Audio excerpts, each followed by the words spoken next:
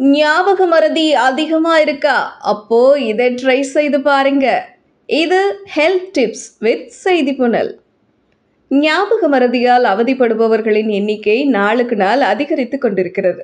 முதியவர்கள் மட்டுமின்றி இளம் வயதினரும் இந்த பிரச்சனையால ரொம்பவே கஷ்டப்பட்டுட்டு இருக்காங்க.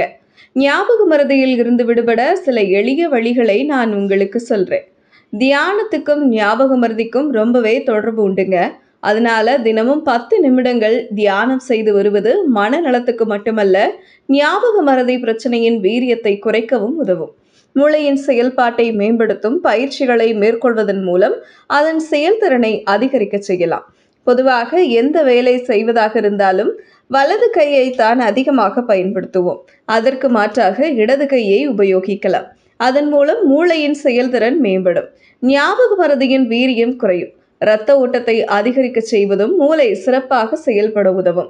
அதனால் மூளைக்கு இரத்த ஓட்டத்தை அதிகரிக்க செய்யும் பயிற்சிகளை செய்து வரலாம். யோகாசனங்களும் பலன் கொடுக்கும்.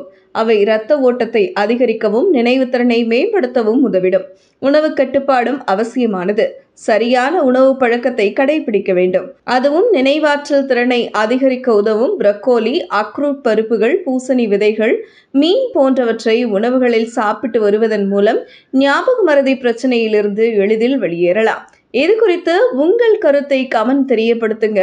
இது போன்ற பயனுள்ள தகவல்களை தெரிந்து கொள்ள செய்தி புனல் சேனலை ஃபாலோ செய்யவும்.